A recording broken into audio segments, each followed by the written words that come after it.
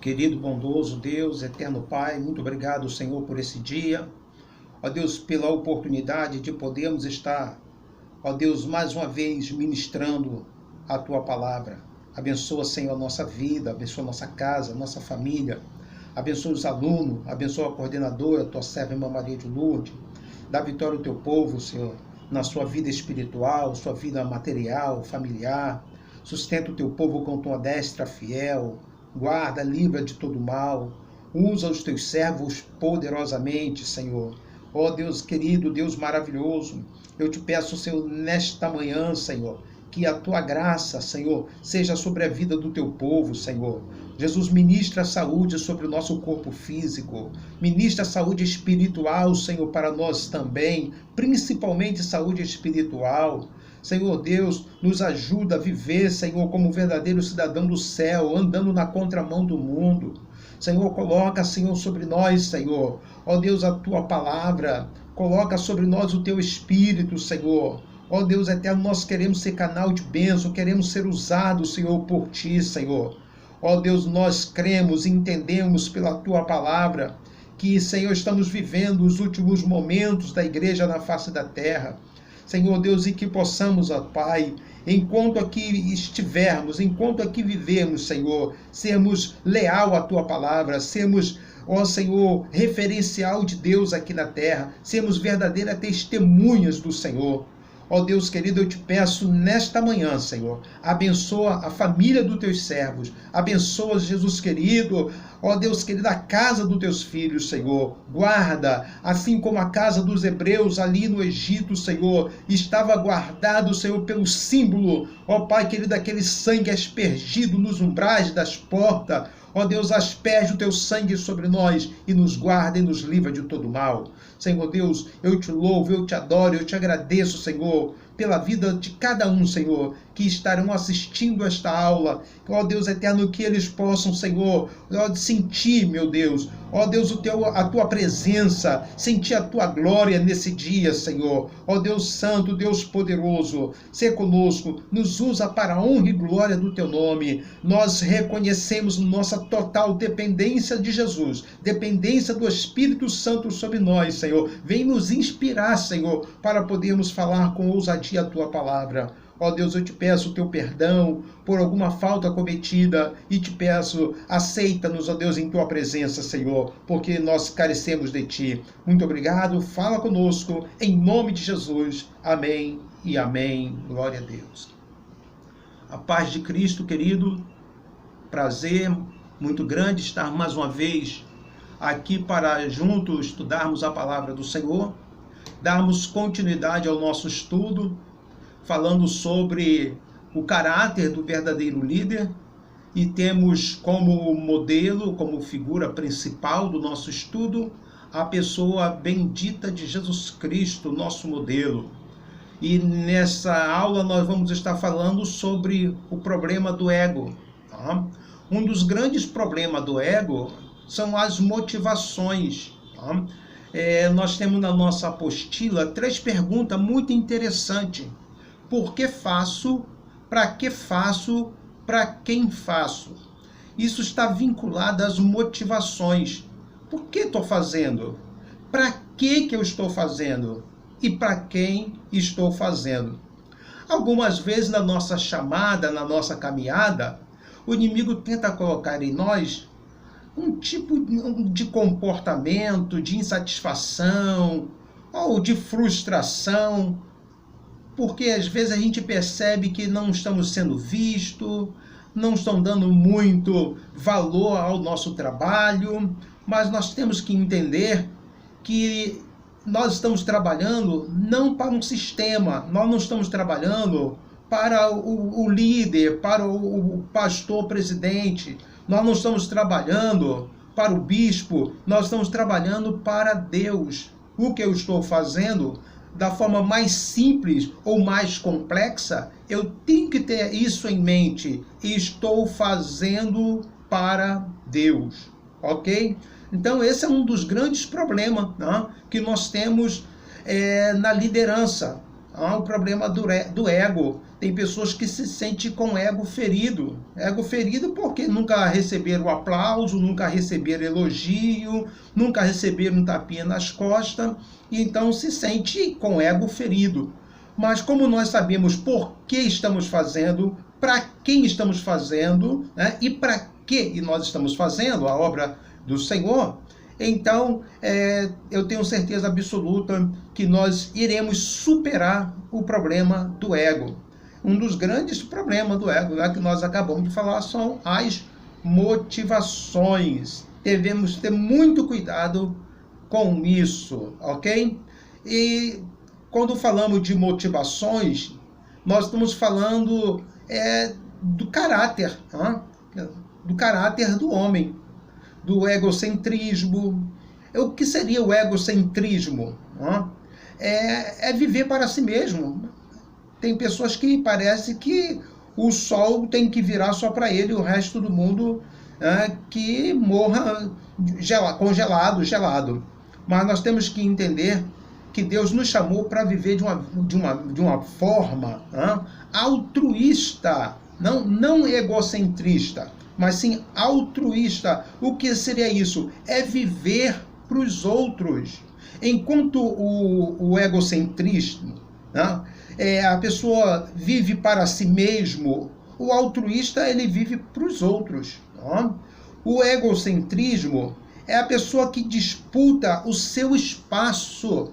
Já o altruísta, ele depende do interesse coletivo. Eu não trabalho só para mim, não estou aqui defendendo o meu título, minha credencial, eu estou aqui para defender a causa do reino, ok? O egocentrismo vive em rivalidade, em disputa. Já o altruísmo, ele vive em paz, como diz o apóstolo Paulo: se for possível, tenha paz com todos. E Jesus disse: deixo-vos a paz, não vos a dou como o mundo a dá. Então precisamos vencer o problema do ego, vencer o problema seríssimo na liderança, que é o problema do ego. Enquanto o egocentrismo busca reconhecimento, o altruísta reconhece a si mesmo e o valor dos outros. Ok, querido? Então, precisamos lutar contra nós mesmos, lutar contra os nossos sentimentos que algumas vezes nos traem. O capítulo 12 fala sobre uma outra coisa muito importante, que fala do caráter do líder, que ele precisa aprender a conviver com essa realidade que é a ira. A ira. Quando nós nos sentimos injustiçados, nós temos a tendência de ficarmos muito aborrecidos, muito chateados, porque nós fomos injustiçados, não nos valorizaram, falaram mal, fizeram fofoca no nosso nome, e isso causa uma insatisfação a ponto de nós ficarmos algumas vezes irados. É interessante que a Bíblia vai relatar lá no livro de Gênesis, no capítulo 4, que Caim se irou contra Abel, seu irmão, sem motivo. Aqui está um grande problema que nós temos que ter todo cuidado para que Satanás não coloque no nosso coração um sentimento como colocou no coração de Caim, de insatisfação, e que chegou a ponto de matar o seu irmão sem motivo algum. Abel não tinha feito nada contra Caim para que ele o matasse, para que ele desse lugar à ira. É por isso que o apóstolo Paulo ele escreve para a gente ter muito cuidado, para que a gente pode até irar, podemos até irar, mas nós não podemos dar lugar ao diabo, ok? Então, Caim se irou contra o seu irmão, sem motivo, e chegou a ponto de tirar a vida do seu próprio irmão. O que será que motivou Caim a tomar esse tipo de atitude, de tirar a vida do seu irmão Abel? Porque ele, como o próprio texto diz, o Senhor falando para Caim, Caim, por que irou o teu coração? Porque o seu rosto mudou, se transfigurou. Se fizeres bem, não haverá aceitação também para ti, mas se não fizeres, o mal já aporta. Então temos que ter cuidado, porque podemos ser alvo, né, de um ataque por parte do inimigo contra a nossa vida, colocando em nós uma insatisfação, né, porque alguém foi bem sucedido, alguém foi reconhecido e eu não fui reconhecido. E isso gerar em mim a ira. E na classificação que Paulo coloca lá na carta aos Gálatas, a ira está relacionada à obra da carne. Aí Paulo diz assim que nós devemos lutar contra a carne, tá? Lutar mesmo com todas as forças contra a carne, vivemos em espírito, porque senão daremos lugar à carne, podemos nos irar e cometer coisas que não deveríamos cometer, falar coisas que não deveríamos falar. Então, o verdadeiro líder é aquele que sabe trabalhar a ira. Observa bem nos textos bíblicos, tanto dos evangelhos, nas cartas paulinas, que a ira é possível alguém se irar, mas nós não podemos dar lugar à carne, nós não podemos pecar, não podemos permitir que a ira se torne um objeto de justiça ou de juízo. Eu estou tão insatisfeito que vou fazer isso, vou fazer aquilo com alguém. Não podemos fazer isso, porque a vingança pertence a Deus. E um bom líder, ele nunca ora, um líder cristão, um obreiro de Deus, ele jamais vai orar pedindo a Deus que aplique juízo ou justiça ou juízo, tanto faz, na forma que for aplicado na vida de quem quer que seja, porque nós temos que entender que de repente alguém fez alguma coisa contra nós pela fraqueza. E se nós somos mais maduros, somos mais fortes do que ele, temos que ter uma atitude altruísta, como falamos lá em cima, em relação ao ego, de pedir a Deus misericórdia por ele e não pedir a Deus que faça juízo contra a vida de quem quer que seja. Um outro exemplo é de Saul, que se irou contra Davi, porque as mulheres, lá no capítulo 18 de 1 Samuel, começaram a cantar: Saul matou milhares, Davi seus 10 milhares. E isso provocou no coração de Saul um sentimento de inveja, de ciúme, tão forte que ele procurou por várias vezes matar Davi, que lhe era muito leal, um dos melhores soldados que Saul tinha, mas tomado pela inveja, tomado pelo ciúme, Saul tentou matar Davi por algumas vezes. Então temos que ter muito cuidado para a gente saber lidar com a ira, como Jesus, não? Jesus ele lidou com a ira por uma motivação nobre. Jesus estava insatisfeito pelo que estava acontecendo dentro da casa de Deus.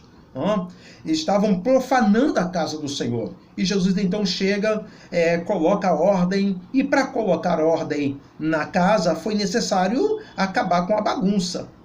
Então Jesus ele também se irou, mas observe muito bem que Jesus irou, mas ele não pecou. Então a recomendação de Jesus para mim e para você, que às vezes guardamos o sentimento de ira no nosso coração, é essa: reconcilia-te depressa. Irmão, não alimente ira no teu coração, porque a ira faz mal, a ira provoca problemas de saúde. Então não alimente esse sentimento reprovável, que é o sentimento de ira.